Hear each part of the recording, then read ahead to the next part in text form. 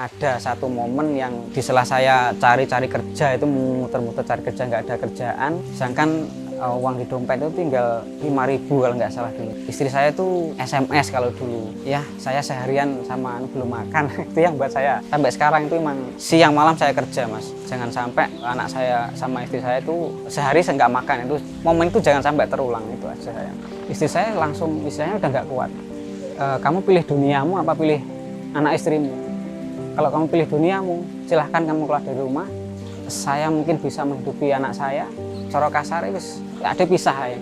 Saya kembali ke istri itu, saya bilang, ya saya milih kamu. Kalau kamu milih saya, ya udah, hidup mati saya juga ikut kamu, istilahnya gitu.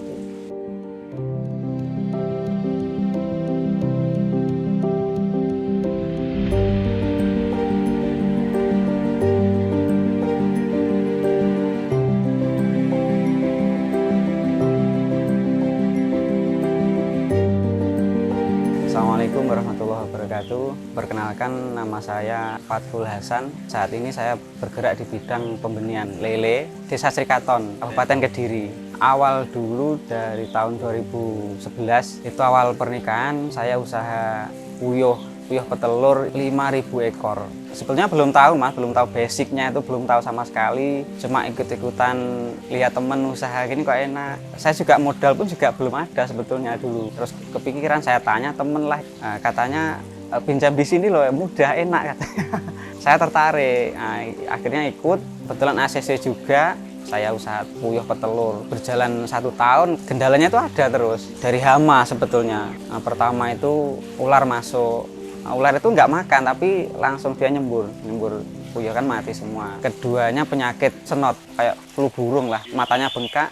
Itu pun kalau sakit itu datang dia nggak mau makan, stres kan dia. Akhirnya nggak mau bertelur. Terus itu udah selesai, ganti lagi. Kalau bahasa Jawanya itu garangan. Masuk itu bukan 1-2, kayak rombongan. Nah, akhirnya berjalan setahun itu udah gulung tikar istilahnya. Udah nggak ada penghasilan. Kalau Jawanya nggak ada yang ditoleh udah. Pas waktu itu kebetulan anak saya masih umur 3 bulan, masih kecil. Istri saya kan nggak mungkin, misalnya saya ajak sambil kerja nggak. Saya berangkat sendiri ke Kalimantan dulu. Awalnya ke Kalimantan Barat, kerja di ladang sawit. Di sana 1 bulan itu saya sakit, Mas. Saya sakit. Terus kan nggak bisa lanjut, saya pulang.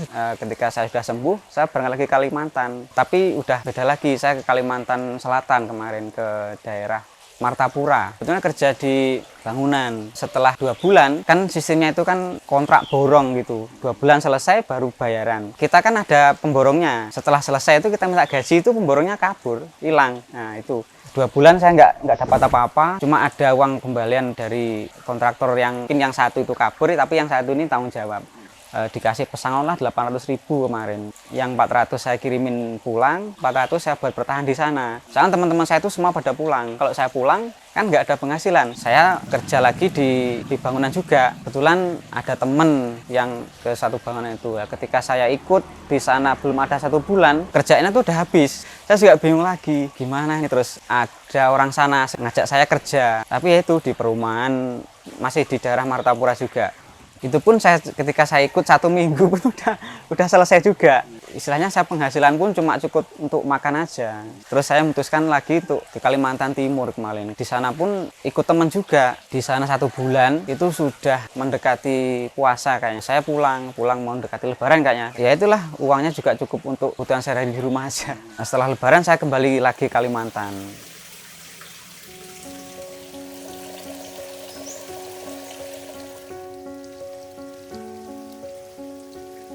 Masih di tempat yang sama, tapi ya itu, ketika saya sudah nyampe di situ, katanya kontraknya itu udah habis, udah nggak bisa lanjut kerja. Saya juga bingung di sana mau ngapain, di Kalimantan, nganggur di sana. Terus ketemulah saya dengan orang sana juga, orang Kalimantan asli, namanya Pak Maskur. Kerjalah saya di tempat dia punya ladang karet tah itu. Tiap hari saya nyadap itu, Mas. Saya juga nggak ada tempat tinggal di situ, orangnya yang ngasih tempat tinggal. Kan nyadap getah itu berangkatnya jam 2 pagi, jam 3 pagi, nanti jam 8, jam 10 itu udah selesai. Saya kan paling takut, kerja sendirian, Mas, saya ke ladang itu sendirian. Minta tolong sama Mas Kur, kalau ada kerjaan lain nggak apa-apa. Akhirnya dikenalin temennya, kebetulan juga kontraktor bangunan juga. Tapi ya itu, Ketika saya ikut juga, kebetulan juga pekerjaannya itu udah selesai. Jadi saya nganggur lagi. Aduh gimana ini? Terus akhirnya saya pulang. Pokoknya bolak-balik Kalimantan tuh kalau nggak salah saya sampai 7 kali. Terakhir saya ke Kalimantan itu ikut juga Pak Mas Pur juga. Tapi saya kerjanya udah beda lagi. Saya dipinjamin motor di sana, dikasih modal untuk jualan pentol. Itu anak istri ikut di situ. Saya ikut jualan pentol lah. 1 minggu 2 minggu itu enak Mas jualan itu. Untungnya itu 2 kali lipat dari jualan pentol itu. Lama-lama itu 1 hari itu nggak habis. Kenapa ya kok nggak habis? Kelewat 2 hari kan udah basi. Saya telepon bapak yang di kampung. Saya tanya, terus Pak, saya jualan pentol kok udah berbaharin kok nggak habis-habis kok. Kenapa ya? Saya disuruh lihat di rombong saya yang di rombong pentol itu kok ada satu kayak bungkusan kain putih itu, ada kembangnya juga. Mungkin yang itu yang jadi faktor. Saya juga nggak tahu ya itu apa. Tapi yang jelas itu setelah itu saya juga udah nggak lanjut, terus saya pulang. Mungkin itu juga salah satu titik terendah saya. Saya lama-lama kerja itu sampai nggak dapat Mas. Saya coba lamar kerja di tempat manapun itu ketolak semua. Padahal dalam sehari itu aja lah istilahnya penghasilan 10.000 aja saya nggak apa-apa. Kebetulan istri saya masih ada simpanan sedikit perhiasan lah. Kita jual perhiasan untuk bertahan hidup.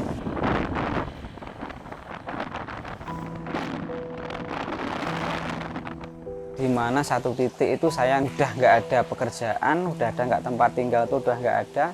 Biar hati kita itu tenang sedikit lah. Saya tuh sampai setiap hari saya di makam Bung Karno itu Mas. Di situ sampai saat tiduran sama anak istri itu di depan, saya masih ingat betul itu. Sampai orang depan toilet itu sampai hafal sama saya. Saya setiap hari di situ. Saya sempat juga di Masjid Agung depan alun-alun Blitar. Itu juga sampai orang yang juru parkir itu sampai hafal sama saya. Setiap ketika waktunya sholat tuh saya pasti pinjam sarung sama orang itu.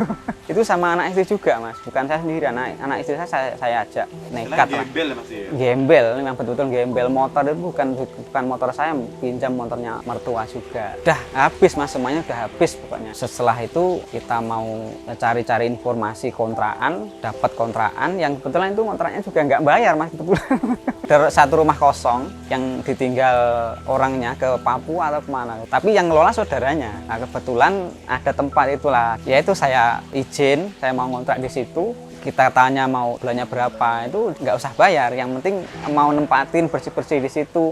Kalau sekedar bayar listrik mungkin ya kita bayar sendiri. Kebetulan dekat kontrak itu ada bos juga, saya ikut kerja di sawah. Orang lain kan kalau kerja di sawah berangkat pagi, pulang jam 10. Tapi saya enggak Mas, di tempat Mas Eko itu saya pulang jam 5. Kalau bayarannya itu 50.000. Terus sampai malam itu saya pun juga kadang masih kerja, ke sawah juga. Pokoknya kerja malam itu langsung cash 50.000. Kerja yang siang itu kan mingguan bayarannya. Itu saya juga dikasih 50.000. Jadi pas lah sehari 1 malam itu gaji ya saya 100.000. Nah itu tapi lama-lama kan udah cabainya itu udah habis masa panennya. Terus malam itu saya udah nggak ada kerjaan. Kebetulan Pak Lek saya itu jualan roti bakar. Isanya nggak apalah saya ikut kerja di situ. Kebetulan dulu di Pasar Cangkring. Jadi siangnya saya ke sawah, malamnya saya jualan roti bakar. Itu berjalan 1 tahun Mas. Lama-lama kan saya juga udah nggak tahannya, masa kita udah isinya keliling-keliling itu udah hampir 2 tahun kayaknya, 1,5 tahun kalau nggak salah. Tetap pas-pasan aja kan, saya izin mau ke luar negeri lah, kerja ke luar negeri. Pak bilang iya itu saya juga lama, butuh waktu 1 bulan kayaknya. Baru saya iyakan, soalnya udah kondisi itu udah nggak memungkinkan Mas. Orang-orang tuh udah tahu saya di Desa Ndeyeng itu semua udah tahu. Sebetulnya dulu saya bukan menghindar, tapi kalau boleh dibilang saya tetap kerja. Kalau ada saya kasihkan ke orang itu. Debt collector ada, orang teman saudara yang saya pinjam itu ada, banyak dulu Mas. Saya dulu kayak terbiasa utang. Kayak raja utang dulu. Jadi utang yang ini belum lunas, saya pinjam lagi ke saudara, pinjam lagi ke teman untuk menutup utang yang satu ini Mas. Itu jelek saya dulu itu. Terus kebanyakan istri saya juga nggak tahu. Istri saya nggak tahu saya pinjam di sana di sini, nggak tahu. Taunya itu penghasilan dari saya itu aja. Tiba-tiba ada orang nagih. Terus istri saya langsung izin kerja ke Singapura itu. Di sana 5 tahun. Gimana Mas ya kalau kita ditinggal istri cuma berdua sama anak saya yang masih kecil? Sebenarnya nggak apa-apa, tapi kan istilahnya nggak seneng lah ditinggal istri. Prinsip saya dulu, saya pasti bisa menghidupi, istilahnya menghidupi kalian berdua tanpa harus istri saya itu kerja keras. Ada satu momen yang di sela saya cari-cari kerja itu muter-muter cari kerja, nggak ada kerjaan, sedangkan uang di dompet itu tinggal 5.000 kalau nggak salah dulu. Istri saya itu SMS kalau dulu, ya saya seharian sama belum makan. Itu yang buat saya sampai sekarang itu emang saya berpikiran pokoknya momen itu jangan sampai terulang, itu aja saya. Makanya dari itu saya siang malam saya kerja mas, jangan sampai anak saya sama istri saya itu sehari nggak makan, itu jangan sampai terulang istilahnya.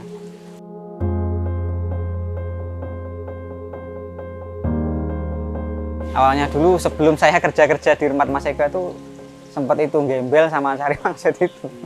Pulang dari Kalimantan itu udah nggak ada penghasilan, kebetulan ada temen, kalau mau istilahnya ada satu tempat itu Gus di Padepokan lah dulu itu. Tapi kebetulan di situ itu tempatnya memang orang susah semua, kebanyakan utang, bahkan utangnya itu miliaran. Kebetulan kita satu nasib lah di situ. Tapi di satu Padepokan itu memang Gus, tapi kok solusinya itu bukan kita mendekatkan kepada Tuhan, itu solusinya itu aneh-aneh. Ketika saya susah itu kan memang apa aja yang dia bilang kan kita percaya. Kita setiap hari dikasih amalan, tapi ya ujung-ujungnya itu kita di tempat angker yang satu sana ke tiap hari itu gonta-ganti mas, itu cari wasit, cari nomor itu. Istri saya kan berpikiran kayak nggak punya suami kayak nggak ada kontribusi di rumah. Istri saya bilang sama saya begini, kamu pilih duniamu apa pilih anak istrimu? Kalau kamu pilih duniamu, silahkan kamu keluar dari rumah, saya mungkin bisa menghidupi anak saya.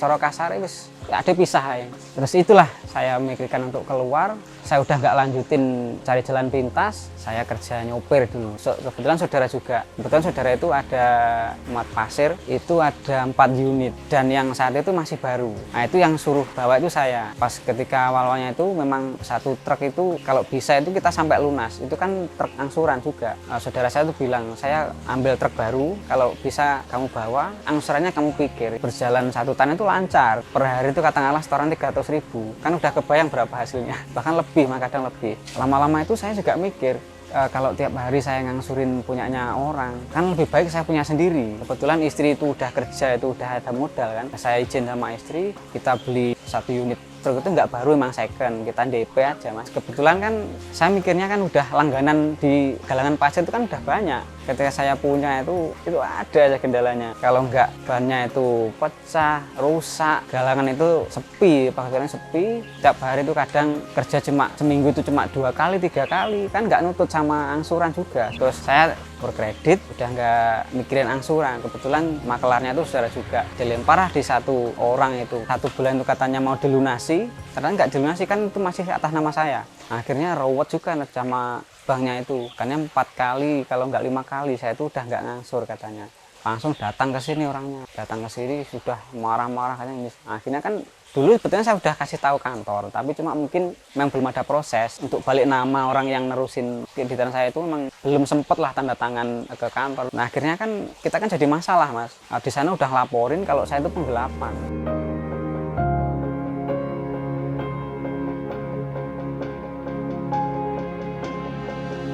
Setelah itu kan kasus truk itu saya udah waktunya keluar dari jeratan riba itu kayaknya, kan itu salah satu riba mas ya mungkin ya. Saya memutuskan untuk berhenti semalah. Saya udah nggak mau utang sana sini, udah nggak mau istilahnya. Tapi ketika kita mau berubah untuk menjadi lebih baik, itu ternyata tantangannya juga luar biasa. Barang yang saya punya itu habis semalah, dari truk itu udah kena tipu. Motor itu sedikit ikut hilang untuk menutup kasus itu mas. Soalnya kasus itu udah masuk ke polsek sini, itu pasti udah berlanjut, sedangkan atas nama saya, tapi penjaminnya itu orang tua saya. Nah, jadi kalau saya masuk penjara, otomatis orang tua saya juga masuk penjara. Itu udah panggilan dari Pare itu udah 3 kali. Kalau saya nggak datang, itu pasti jemput paksa. Kan nggak mungkin saya sama orang tua saya yang masuk penjara, saya juga nggak mau itu terjadi kan. Akhirnya motor saya jual. Yang adalah semuanya itu saya jual untuk menutupi kasus itu mas. Setelah itu kan kasus itu terus berlanjut. Sedangkan saya proses bangun rumah ini mas, itu pun kemarin saya cuma punya uang 25 juta kalau nggak salah. Itu pun uang modal balik. Itulah saya kembali lagi ke lubang yang sama. Saya itu utang lagi, utang sana untuk menutupi kasus truk saya itu yang sudah nggak karu-karuan pokoknya. Sedangkan istri saya tahunya kan saya proses bangun rumah ini, bangun rumah kecil tadi. Tapi ya itu lama-lama kan tahu, istri saya tahu kalau saya kasus lah istilahnya. Ketika momen pas istri saya itu mau pulang itu saya jemput sendiri ke bandara mas.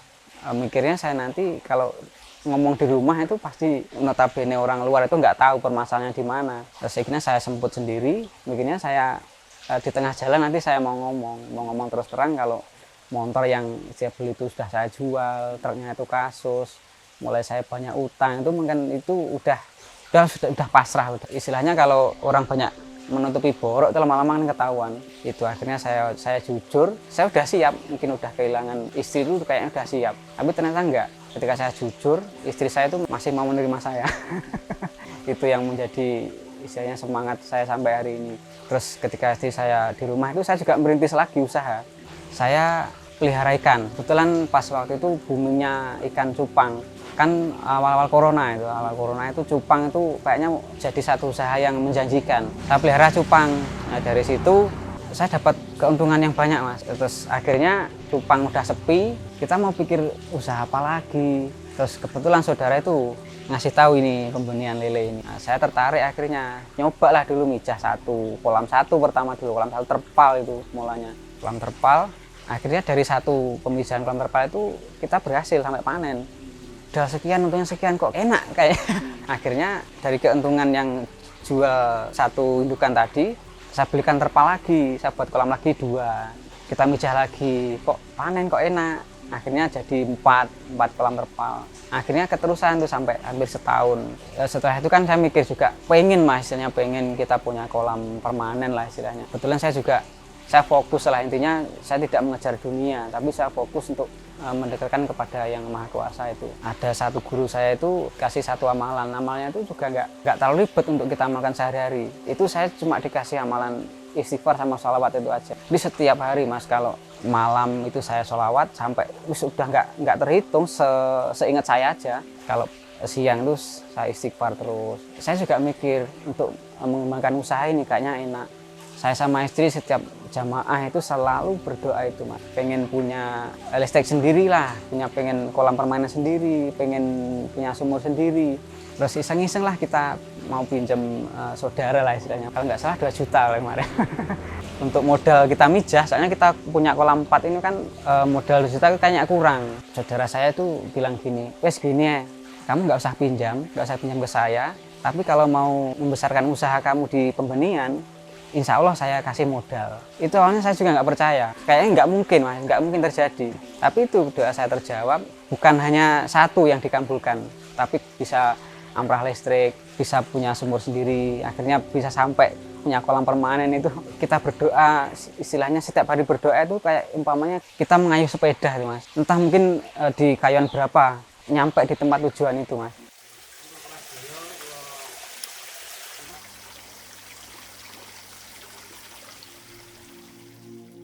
Kalau sekarang kolam permanennya ini 12 kolam sama 3 kolam indukan. Lahan ini kan punya saya istilahnya. Kita nyediain tempat. Kalau awal-awalnya itu kan modalnya itu kita bagi 2. Nanti setelah modalnya itu balik, kita bagi 2 hasilnya. Tapi nanti setelah modalnya balik, nanti gantian kita yang 70%, saudara saya yang 30% gitu. Ketika saya mulai ini kan lagi musimnya penyakit itu, Mas. Kalau di lele itu memang 6, 7, 8, 9, 10. Mungkin dari 5-6 bulan ini musim punya penyakit kalau di lele. Kalau sekali mijah, Mas, ya, kalau untuk 12 kolam ini kan satu kolam kan saya kasih satu indukan aja. Benihnya kalau normalnya itu sekitar 50 sampai 70 ribu per ekor itu. Nah, itu nanti saya modal dalam 12 kolam ini katakanlah sekitar 16 sampai 20 juta lah istilahnya. Sampai panen. Per kolamnya ini katakanlah 50 ribu kali 12 kolam. 600 ribu ekor kali katakanlah 100 rupiah per ekor. Berarti sekitar 60 juta. Kan dipotong modal awalnya sekitar 20 juta lah istilahnya. Keuntungannya itu, sisanya itu. Itu udah operasional untuk pakan, untuk listrik, itu udah semua. Awalnya dulu itu saya mijah 1 ekor itu modal 200 ribu, Mas. Modalnya 200 ribu, sampai panen itu saya dapat dari penjualan itu sekitar 1 juta. Jadi untungnya sekitar 800 ribu. Satu air, Mas. Cuaca juga berpengaruh. Soalnya kalau cuaca ekstrim bergantian dari siang itu panas banget. Kalau malam itu dingin itu nggak kuat atau cenderung kadang timbul banyak penyakit. Kalau yang sering itu Aeromonas, jamur. Makanya kita kasih atap ini kan tujuannya untuk menghindari kalau hujan biar nggak kehujanan, kalau panas yang berlebihan itu nggak kepanasan. Itulah memang kalau kita di pembenihan itu nggak ada orang pinter, semuanya itu masih belajar. Walaupun istilahnya master lele pun kalau di tempat sana dia pinter, tempat sini itu belum tentu. Jadi satu tempat lain itu nggak sama, perlakuannya nggak sama. Kalau atapnya ini ada 3 lapisan mas, satu paranet, keduanya plastik UV, atasnya itu paranet lagi. Kalau di sini kan hampir nggak ada pohonan ya di sini, kan panas. Kalau siang itu kalau nggak ada parennya itu panasnya minta ampun. Kalau bibitnya itu nggak kuat masuk angin semua.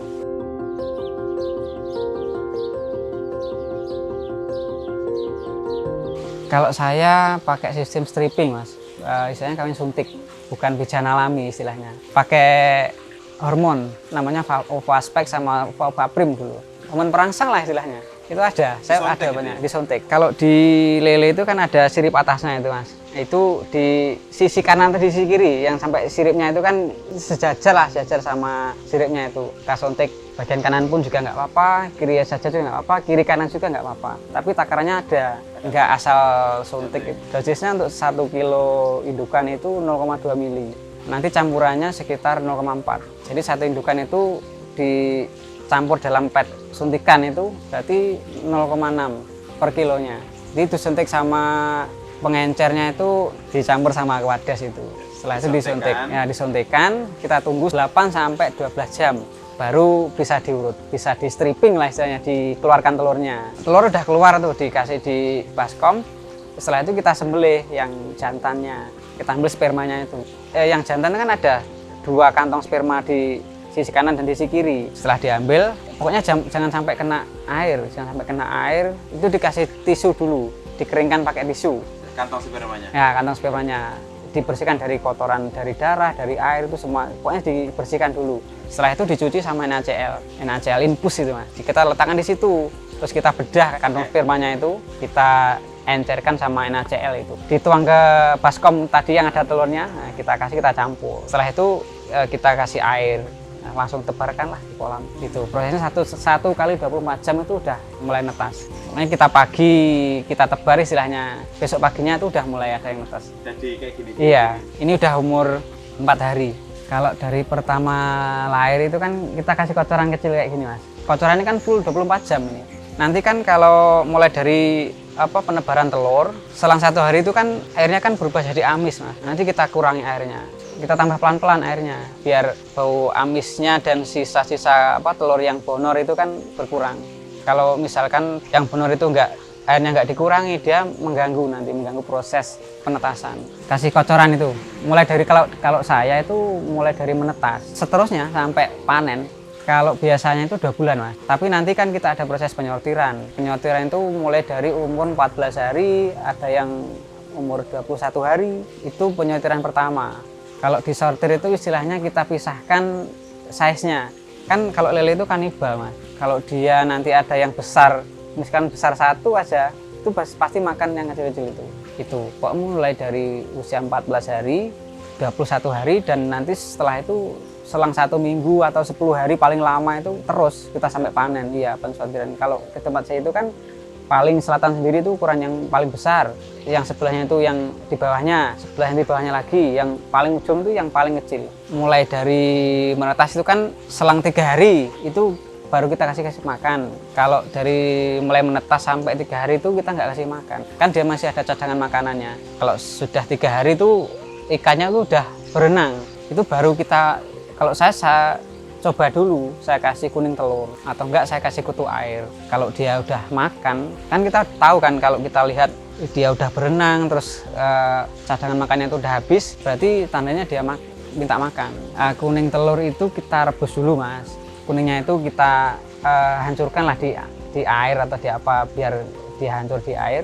Kita kasih makan itu aja, dikasih dalam botol atau apa, kita siram-siramkan aja nggak apa-apa. Kalau saya kasih ke botol. Terus nanti selang 1 hari baru kita kasih pakan cacing sutra. Cacing sutra itu sampai 15 hari biasanya, atau enggak sampai 20 hari biasanya seperti itu. Setelah itu kita ganti pakan pertama itu kasih Fengli. Fengli itu butiran kecil-kecil itu Mas. Nanti prosesnya kita bibis dulu, kita kasih air, tapi jangan nggak lembek lah. Saya kalau kita remet kasih bulatan kayak pentol itulah nanti kita kasihkan makan. Prosesnya seperti itu sampai usia 3 minggu. Usia 3 minggu itu udah ganti Fengli 1. Itu cara kasih pakannya juga nggak sama. Kalau pertama itu kan kita hancurkan, kita kayak buat pasta istilahnya, kayak jelonan pentol istilahnya. Kita kasih makan, tapi setelah nanti kalau seperti pertama itu kita udah nggak hancurkan, itu udah nggak cuma langsung setelah dipil langsung disebarkan di kolam itu aja. Nanti setelah ukur 2-3 ke atas itu kita udah ganti pakan lagi. Pakannya biasanya PM 500, nanti ke atasnya lagi PM 1000. Setelah PM 1000 nanti ke size yang lebih atas itu kita kasih pakan min 1 biasanya seperti itu. Itu sampai panen. Iya, sampai jual. Kalau kisaran harganya itu kita tergantung size Mas. Kalau menjualnya itu di size 45, kalau dulu kan 115. Kalau sekarang itu sekitar kisaran 100. Ada yang jual 130 kayaknya. 130, 125 lah kisaran itu. Itu size 45. Satu jari ini kurang kecil sedikit lah. Pokoknya kalau waktunya istilahnya dari mulai menetas sampai jual sampai habis itu kisaran 2 bulan.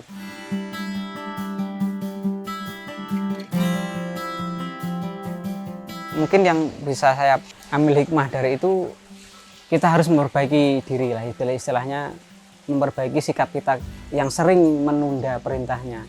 Biar berjalan apa adanya, nggak usah ngoyo. Lakukan sesuatu yang menurut kita mampu. Kalau saya ngoyonya itu ngoyo yang nggak kontrol waktu. Siang malam itu saya kerja. Dipikirkan sekarang itu kalau mungkin saya mengalami yang dulu itu saya mungkin nggak kuat. Tapi di posisi itu saya kuat. Jadi siang malam saya kerja itu mampu saya. Ibadah itu udah nomor berapa gitu. Tapi kalau sekarang kita nyantelah usaha, tetap usaha. Yang paling fokus malamnya. Kita mungkin siang bergelut dengan dunia, tapi malamnya itu kita beribadah. Seimbang. Itu pun yang saya rasakan itu jauh lebih mudah. Kayak yang awal tadi masalah buat ini kan modal awalnya itu saya nggak tahu, nggak kebayang, bahkan saya pun mintanya itu cuma 4 kolam aja. Dari 3 permintaan itu mungkin 10 yang Allah kasih ke saya. Lebih. Allah itu tidak memberikan cobaan, melainkan Allah itu memberikan kebahagiaan untuk kita istilahnya. Allah tidak menguji hambanya, melainkan karena Allah sayang kepada kita. Allah tidak pernah merampas apa yang kita sayang, tapi sebaliknya Allah menggantikan yang lebih baik daripada sebelumnya. Tetap semangat, tidak ada proses yang mudah untuk tujuan yang indah istilahnya. Jangan pernah menyesali episode susah kita Mas, karena itu mungkin cara Tuhan untuk menyuci hati kita. Terima kasih, saya Fathul Hasan, owner dari usaha Sejati Catfish Farm. Assalamualaikum warahmatullahi wabarakatuh. Salam warahmatullahi wabarakatuh.